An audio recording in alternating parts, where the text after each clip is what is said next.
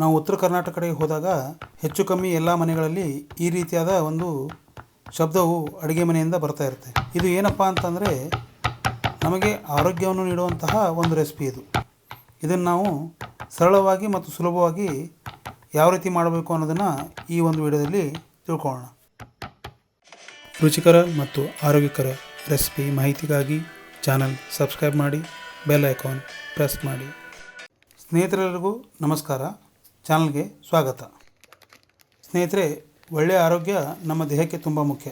ಒಳ್ಳೆಯ ಆಹಾರ ಸಿಕ್ಕಾಗ ಮಾತ್ರ ಒಳ್ಳೆಯ ಆರೋಗ್ಯ ಸಿಗಲು ಸಾಧ್ಯವಾಗುತ್ತೆ. ಹಾಗಾದರೆ ಯಾವ ರೆಸಿಪಿ ಮಾಡೋದ್ರಿಂದ ನಮಗೆ ಒಳ್ಳೆಯ ಆರೋಗ್ಯ ಮತ್ತು ಒಳ್ಳೆಯ ಜೀವನ ಕ್ರಮ ಸಿಗುತ್ತೆ ಅನ್ನೋದನ್ನು ನಾವು ಈ ಮುಂದಿನ ವಿಡಿಯೋದಲ್ಲಿ ನೋಡೋಣ. ಹಾಗಾದರೆ ಸ್ನೇಹಿತರೆ, ಇವತ್ತು ನಾವು ಉತ್ತರ ಕರ್ನಾಟಕ ಹಳ್ಳಿಗಳಲ್ಲಿ ಮಾಡತಕ್ಕಂತಹ ಒಂದು ಆರೋಗ್ಯಕರ ರೆಸಿಪಿಯನ್ನು ಈ ಒಂದು ವಿಡಿಯೋದಲ್ಲಿ ನಾವು ಯಾವ ರೀತಿ ತಯಾರಿಸ್ಬೇಕು ಅನ್ನೋದನ್ನು ನೋಡೋಣ. ಇಲ್ಲಿ ಮೊದಲಿಗೆ ನಾವು ಹೆಸರು ಕಾಳಿನ ಉಸುಳಿಯನ್ನು ಮಾಡ್ತಾ ಇರೋದು. ಹೆಸರು ಕಾಳು ಉಸುಳಿ ಯಾವ ರೀತಿ ಮಾಡಬೇಕಂದ್ರೆ, ಮೊದಲಿಗೆ ನಾವು ಹೆಸರು ಕಾಳನ್ನ ತೊಗೊಂಬಿಟ್ಟು ಚೆನ್ನಾಗಿ ತೊಳ್ಕೊಬೇಕು. ನಂತರ ಅದನ್ನು 4ರಿಂದ 5 ಅವರು ನೆನೆ ಇಡಬೇಕು. ನಂತರ ಅದಕ್ಕೆ ಕುಕ್ಕರ್ನಲ್ಲಿ ಹಾಕಿಬಿಟ್ಟು ಒಂದು 3ರಿಂದ 5 ವಿಸಿಲ್ ಬರೋವರೆಗೂ ಕುಕ್ಕರ್ನಲ್ಲಿ ಬೇಯಿಸಬೇಕು. ಇಲ್ಲಿ ಸಾಧಾರಣವಾದಂತಹ ಒಗ್ಗರಣೆನ ಪ್ರಿಪೇರ್ ಮಾಡಬೇಕು. ಎಣ್ಣೆ, ಸಾಸಿವೆ, ಜೀರಿಗೆ ಮತ್ತು ಅರಿಶಿಣನ ಹಾಕ್ಕೋಬೇಕು. ಅದೇ ಒಗ್ಗರಣೆಗೆ ಕಟ್ ಮಾಡಿರ್ತಕ್ಕಂಥ ಉಳ್ಳಾಗಡ್ಡಿ ಮತ್ತು ಮೆಣಸಿನಕಾಯಿ ಹಾಗೆ ಬೆಳ್ಳುಳ್ಳಿನೂ ಕೂಡ ಸೇರಿಸ್ಕೋಬೇಕು. ಅದನ್ನು ಚೆನ್ನಾಗಿ ತಾಳಿಸ್ಬೇಕು, ಅಂದರೆ ಚೆನ್ನಾಗಿ ಅದು ಒಗ್ಗರಣೆಯನ್ನು ಹೊಂದ್ಕೋಬೇಕು. ನಂತರ ಬೇಯಿಸಿಟ್ಟಿರತಕ್ಕಂತಹ ಹೆಸರು ಕಾಳನ್ನು ಇಲ್ಲಿ ನಾವೇನಪ್ಪ ಅಂದರೆ ಹಾಕಿಬಿಟ್ಟು ಚೆನ್ನಾಗಿ ಒಗ್ಗರಣೆಯೊಂದಿಗೆ ಮಿಕ್ಸ್ ಆಗೋವರೆಗೂ ಬೇಯಿಸ್ಕೋಬೇಕು. ಅದಾದ ನಂತರ ಅದಕ್ಕೇನಪ್ಪ ಅಂದರೆ ನಾವಿಲ್ಲಿ ಚೆನ್ನಾಗಿ ಕೈ ಆಡಿಸ್ಕೋಬೇಕು, ಅಂದರೆ ಇಂಗ್ರೀಡಿಯೆಂಟ್ ಎಲ್ಲ ಚೆನ್ನಾಗಿ ಮಿಕ್ಸ್ ಆಗಬೇಕು, ಅಲ್ಲಿವರೆಗೆ ಕೈ ಆಡಿಸ್ಬೇಕು. ತದನಂತರ ಇಲ್ಲಿ ನಾವೇನಪ್ಪ ಅಂದರೆ ಸ್ವಲ್ಪ ನೀರನ್ನು ಹಾಕ್ಕೊಂಬಿಟ್ಟು, ಅಂದರೆ ಅವಶ್ಯಕತೆ ತಕ್ಕಷ್ಟು ಮತ್ತೊಮ್ಮೆ ಬೇಯಿಸಬೇಕು. ಅಂದರೆ ಇಲ್ಲಿ ಎಲ್ಲ ಇಂಗ್ರೀಡಿಯೆಂಟ್ಗಳು ಒಗ್ಗರಣೆಯೊಂದಿಗೆ ಚೆನ್ನಾಗಿ ಕಲಿತಾಗ ಅದರ ಸ್ವಾದ ಇನ್ನೂ ಹೆಚ್ಚಾಗುತ್ತೆ. ಅದರಿಂದ ಚೆನ್ನಾಗಿ ಕೈ ಆಡಿಸ್ಬೇಕು. ಅದು ಮತ್ತೊಮ್ಮೆ ಚೆನ್ನಾಗಿ ಬೆಂದ್ಬಿಟ್ಟು ರೆಡಿ ಆಗೋಕ್ಕೆ ಸಾಧ್ಯ ಆಗುತ್ತೆ. ತಾವಿಲ್ಲಿ ನೋಡ್ತಿರೋ ಹಾಗೆ ಎಷ್ಟು ಅವಶ್ಯಕತೆ ಅಂದರೆ ಪರ್ಫೆಕ್ಟ್ ಕನ್ಸಿಸ್ಟೆನ್ಸಿ ಅಂತ ಇರುತ್ತೆ ಉಸುಳಿ ಮಾಡೋಕ್ಕೆ. ಆ ಕನ್ಸಿಸ್ಟೆನ್ಸಿಗೆ ಹೊಂದಿಕೊಳ್ಳೋ ಹಾಗೆ ಒಂದು ನಾವು ಪಲ್ಯದ ರೂಪದಲ್ಲಿ ಇದನ್ನು ಪ್ರಿಪೇರ್ ಮಾಡಬೇಕು. ನೋಡ್ತಾ ಇಲ್ಲ, ಈಗ ನಾನು ಸ್ವಲ್ಪ ನೀರನ್ನು ಹಾಕ್ಕೊಂಬಿಟ್ಟು ಚೆನ್ನಾಗಿ ಕೈ ಆಡಿಸ್ತಾ ಇದ್ದೀನಿ. ನಂತರ ರುಚಿಗೆ ತಕ್ಕಷ್ಟು ಉಪ್ಪನ್ನು ನಾವು ಇಲ್ಲಿ ಹಿತಮಿತವಾಗಿ ಹಾಕಬೇಕು, ಅಂದರೆ ಚೆನ್ನಾಗಿ ರೆಸಿಪಿ ಕೂಡ ಮೂಡಿ ಬರುತ್ತೆ. ಅದನ್ನು ನಾವು ಸ್ವಲ್ಪ ಕಡಿಮೆ ಹಾಕ್ಕೊಂಡ್ರೆ ಒಳ್ಳೆಯದಾಗುತ್ತೆ. ನಾನು ನೋಡ್ತಾ ಇಲ್ಲ, ಈ ರೀತಿಯಾಗಿ ಪರ್ಫೆಕ್ಟ್ ಒಂದು ಕನ್ಸಿಸ್ಟೆನ್ಸಿ ಬಂದಿದೆ. ಈಗ ಇದನ್ನು ನಾವು ಚೆನ್ನಾಗಿ ಸ್ವಲ್ಪ ಮುಚ್ಚಿಟ್ಬಿಟ್ಟು ಬೇಯಿಸಬೇಕು. ಅಂದರೆ ಹಾರ್ಡ್ಲಿ 2 to 3 ಮಿನಿಟ್ಸ್ ಇನ್ನೂ ಸ್ವಲ್ಪ ಚೆನ್ನಾಗಿ ಬೆಂದುಬಿಟ್ರೆ ಈ ಒಂದು ಉಸುಳಿ ಚೆನ್ನಾಗಿ ಮೆತ್ತಗೆ ಮತ್ತು ಶಕ್ತಿಯುತವಾಗಿ ಮತ್ತು ಸ್ವಾದ ಹೆಚ್ಚಿಗಾಗಿ ಇಲ್ಲಿ ತಯಾರಾಗುತ್ತೆ. ಅದನ್ನು ಬೇರೆ ಒಂದು ಪಾತ್ರೆಗೆ ನಾವು ಇಲ್ಲಿ ಟ್ರಾನ್ಸ್ಫರ್ ಮಾಡ್ಕೊತಾ ಇದ್ದೀವಿ. ಅದರಿಂದ ಬಿಸಿ ಬಿಸಿಯಾಗಿರುತ್ತೆ ಮತ್ತು ಸರ್ವ್ ಮಾಡೋ ಕೂಡ ನಾವು ಬಿಸಿಯಾಗಿ ಇದನ್ನು ಸರ್ವ್ ಮಾಡೋಕ್ಕೆ ಹೆಲ್ಪ್ ಆಗುತ್ತೆ. ನಂತರ ನಾವು ಇನ್ನೊಂದು ರೆಸಿಪಿನ ಪ್ರಿಪೇರ್ ಮಾಡಬೇಕು. ಅದೇನಪ್ಪ ಅಂದರೆ ಜೋಳದ ರೊಟ್ಟಿ ಅಥವಾ ನೀವು ಜವಾರಿ ರೊಟ್ಟಿ ಅಂತ ಏನು ಕರಿತೀರಿ, ಇದು ತುಂಬಾ ಇಲ್ಲಿ ಪ್ರಿಪೇರ್ ಮಾಡುವಂತಹ ಒಂದು ರೆಸಿಪಿ ಆಗಿದೆ. ಈಗ ನಾವು ಜೋಳದ ರೊಟ್ಟಿ ಮಾಡೋಕ್ಕೆ ಮೊದಲು ಜೋಳದ ಹಿಟ್ಟನ್ನು ತೊಗೋತಾ ಇದ್ದೀವಿ. ಅದನ್ನು ಚೆನ್ನಾಗಿ ಜರಡಿ ಹಿಡ್ಕೊಳ್ಳೋದು, ಅಂದರೆ ಏನಾದರೂ ಕಸ ಕಡ್ಡಿ ಇದ್ದರೆ ತೆಗೆದುಬಿಟ್ಟು ಸ್ಮೂತಾಗಿ ಸಾಫ್ಟ್ ಆಗಿರೋಂಥ ಹಿಟ್ಟನ್ನು ಮಾತ್ರ ತೊಗೋಬೇಕು. ಅಂದರೆ ನಿಮ್ಮ ಟೆಕ್ಸ್ಚರು ಮತ್ತು ಟೇಸ್ಟು ತುಂಬ ಚೆನ್ನಾಗಿ ಮೂಡಿ ಬರುತ್ತೆ. ಆದ್ದರಿಂದ ಒಮ್ಮೆ ಜರಡಿ ಹಿಡ್ಕೊಂಡಿದ್ರೆ ಏನೂ ಪ್ರಾಬ್ಲಮ್ ಇಲ್ಲ. ನಂತರ ಆ ಹಿಟ್ಟನ್ನು ಕಲಸೋಕ್ಕೆ ನಾವಿಲ್ಲಿ ಬಿಸಿನೀರಿನಿಂದ ಏನಪ್ಪ ಅಂದರೆ ಜಿಗೆ ಹಾಕೋದು ಅಂತ ಹೇಳ್ತೀವಿ. ಜಿಗೆ ಹಾಕೋದು ಅಂದರೆ ಹಿಟ್ಟು ಕಲಸೋಕ್ಕೆ ಒಂದು ನೀರನ್ನು ಪ್ರಿಪೇರ್ ಮಾಡಬೇಕು. ಒಂದು 500 ಗ್ರಾಮ್ ಹಿಟ್ಟಿಗೆ 200 ml ಅಷ್ಟು ನೀರನ್ನು ತೊಗೊಂಬಿಟ್ಟು ಚೆನ್ನಾಗಿ ಬಾಯ್ಲ್ ಆಗೋಕ್ಕೆ ಇಡಬೇಕು. ನಂತರ ಅದರಲ್ಲೇ ಸ್ವಲ್ಪ ರುಚಿಗೆ ತಕ್ಕಷ್ಟು ಉಪ್ಪನ್ನು ಕೂಡ ಹಾಕ್ಕೋಬೇಕು.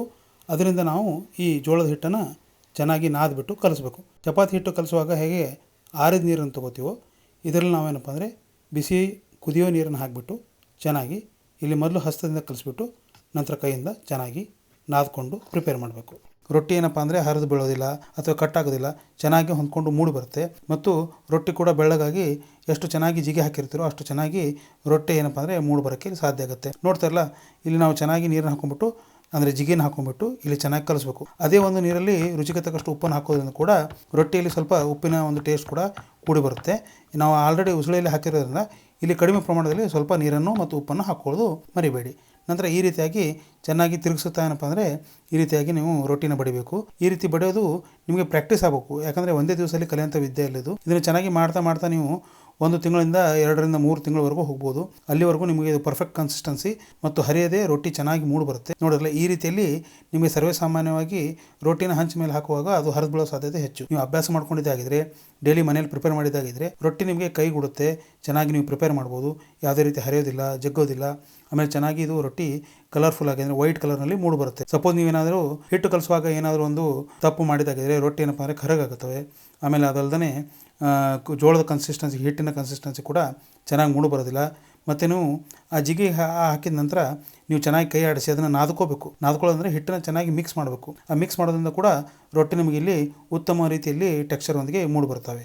ಆ ರೊಟ್ಟಿ ನೀವು ಹಂಚ ಮೇಲೆ ಹಾಕಿದ ನಂತರ ನೀವು ಅದಕ್ಕೆ ಸ್ವಲ್ಪ ನೀರನ್ನು ಹಚ್ಚುವ ಮೂಲಕ, ನಾವು ಈಗ ಚಪಾತಿಗೆ ಎಣ್ಣೆ ಹೇಗೆ ಹಚ್ತೀವೋ ಹಾಗೆ ರೊಟ್ಟಿಗೆ ಕೂಡ ಸ್ವಲ್ಪ ನೀರನ್ನು ಹಚ್ಚಿಬಿಟ್ಟು ಪರ್ಫೆಕ್ಟಾಗಿ ಹೊಂದ್ಕೊಳ್ಳೋಕ್ಕೆ ಹೆಲ್ಪ್ ಆಗುತ್ತೆ. ನೋಡ್ತಾ ಇಲ್ಲ, ಬಿಸಿ ಬಿಸಿಯಾಗಿ ಈ ಒಂದು ಹೆಸರು ಕಾಳಿನ ಉಸುಳಿಯೊಂದಿಗೆ ಬಿಸಿ ಬಿಸಿಯಾದಂಥ ರೊಟ್ಟಿನ ರೆಡಿ ಮಾಡಿದ್ವಿ. ಅದನ್ನು ನಾವು ಬಿಸಿ ಬಿಸಿಯಾಗಿ ಸರ್ವ್ ಮಾಡ್ತಾಯಿದ್ವಿ. ತದನಂತರ ಇಲ್ಲಿ ನಾವು ಮತ್ತೊಂದು ರೆಸಿಪಿ, ಇದೇನಪ್ಪ ಅಂದರೆ ನಾವು ಜೋಳದ ಮುಟ್ಟಿಗೆ ಅಂತ ಕರಿತೀವಿ. ಜೋಳದ ಮುಟ್ಟಿಗೆ ಅಂದರೆ ಸಾಮಾನ್ಯವಾಗಿ ಚಿಕ್ಕ ಮಕ್ಕಳು ಮನೇಲಿ ಊಟ ಮಾಡೋಕ್ಕೆ ಹಠ ಮಾಡ್ತವೆ, ಅಥವಾ ಒಮ್ಮೆ ನಮಗೂ ಕೂಡ ಬಾಯಿ ಕೆಟ್ಟಾಗ ದೊಡ್ಡವ್ರಿಗೆ ಕೂಡ ಊಟ ಸೇರೋದಿಲ್ಲ, ಅಥವಾ ರೊಟ್ಟಿನ ಅಗದು ತಿನ್ನೋಕ್ಕಾಗಲ್ಲ. ಅಂಥ ಒಂದು ನಮಗೆ ಆರೋಗ್ಯದಲ್ಲಿ ಏನಾದರೂ ಏರ್ಪೇರು ಆದಾಗ, ಅಥವಾ ನಮಗೆ ರೊಟ್ಟಿಯನ್ನು ತಿನ್ನೋಕ್ಕೆ ಸಾಧ್ಯವಾಗದಿರೋಂಥ ಪ್ರಶ್ನೆ ಬಂದಾಗ ಈ ರೀತಿಯಾಗಿ ನಾವು ಜೋಳದ ಮುಟ್ಟಿಗೆಯನ್ನು ಮಾಡಬೇಕು. ಇದು ಮಾಡೋದು ಕೂಡ ತುಂಬ ಸುಲಭ. ಜೋಳದ ಮುಟ್ಟಿಗೆ ಮಾಡೋಕ್ಕಾದ್ರೆ ಸ್ವಲ್ಪ ದಪ್ಪವಾಗಿ ರೊಟ್ಟಿನ ತಟ್ಟಬೇಕು. ನಂತರ ಅದನ್ನು ಅರ್ಧಂಬರ್ಧ ಅಂದರೆ ಸ್ವಲ್ಪ ಒಂದು 2ರಿಂದ 3 ನಿಮಿಷವರೆಗೂ ನೋಡ್ತಾರಲ್ಲ, ಇಲ್ಲಿ ಕನ್ಸಿಸ್ಟೆನ್ಸಿ ನೋಡ್ಕೊಳ್ಳಿ, ಇಷ್ಟು ಬೇಯಿಸ್ಬಿಟ್ರೆ ಸಾಕು. ಈಗ ಜೋಳದ ಮುಟ್ಟಿಗೆ ರೆಸಿಪಿನ ಪ್ರಿಪೇರ್ ಮಾಡೋಣ. ಯಾವ ರೀತಿ ಪ್ರಿಪೇರ್ ಮಾಡೋಕ್ಕಂದರೆ, ಮೊದಲು ನಾವು ಇಲ್ಲಿ ರೊಟ್ಟಿಯನ್ನು ದಪ್ಪವಾಗಿ ತಟ್ಬಿಟ್ಟು ಅರ್ಧ ಬೇಯಿಸಿ ತೆಗೆದಿದ್ದೀವಿ. ನಂತರ ಇಲ್ಲಿ ಏನಪ್ಪ ಅಂದರೆ ಅದಕ್ಕೆ ಎಣ್ಣೆ, ಉಪ್ಪು, ಖಾರನ ಹಾಕಿಬಿಟ್ಟು ಮತ್ತು ಹಾಗೆ ಬೆಳ್ಳುಳ್ಳಿ ಹೆಸರನ್ನ ಹಾಕಿಬಿಟ್ಟು ನಾವು ಚೆನ್ನಾಗಿ ಇಲ್ಲಿ ಕೈಯಿಂದ ಒತ್ತಿ ಮುದ್ದೆಯನ್ನಾಗಿ ಮಾಡ್ಕೋತಾ ಇದ್ದೀವಿ. ಆ ಮುದ್ದೆನ ಒಂದು ಒಳಕಲ್ಲಿನಲ್ಲಿ ಅಂದರೆ ಕುಟಾಣಿಯಲ್ಲಿ ನಾವು ಕುಟ್ಟಿಬಿಟ್ಟು ಚೆನ್ನಾಗಿ ಮತ್ತಷ್ಟು ಸ್ಮ್ಯಾಶ್ ಆಗೋವರೆಗೂ, ಅಂದರೆ ಮುದ್ದೆ ಚೆನ್ನಾಗಿ ಹೊಂದ್ಕೊಳ್ಬೇಕು. ಏನೇನು ಬೆಳ್ಳುಳ್ಳಿ ಮತ್ತು ಉಪ್ಪು, ಖಾರ ಹಾಗೆ ಎಣ್ಣೆ, ಇದಕ್ಕೆ ನೀವೇನಪ್ಪ ಅಂದರೆ ಪ್ರಿಪೇರ್ ಮಾಡಿ ಈ ರೀತಿಯಾಗಿ ನಾವು ಕೈಯಿಂದ ಮತ್ತೊಮ್ಮೆ ಉಂಡೆ ಹಾಕಿ ಕಟ್ಬಿಟ್ಟು ರೆಡಿ ಮಾಡ್ಕೋಬೇಕು. ಇದಕ್ಕೆ ಬೇಕಾದ್ರೆ ನೀವು ತುಪ್ಪನ ಅಥವಾ ಶೇಂಗಾದ ಹಿಂಡಿನ ಅಥವಾ ಶೇಂಗಾದ ಚಟ್ನಿ ಪುಡಿನ ಇಲ್ಲಿ ಹಚ್ಕೊಂಡು ಸರ್ವ್ ಮಾಡ್ಬೋದು. ಇದು ಕೂಡ ತುಂಬ ಟೇಸ್ಟಾಗಿರುತ್ತೆ. 1ರಿಂದ 2 ಈ ರೀತಿಯಾಗಿ ತಿನ್ನೋದ್ರಿಂದ ತಮ್ಮ ಹೊಟ್ಟೆ ಕೂಡ ತುಂಬಿಕೊಳ್ಳುತ್ತೆ.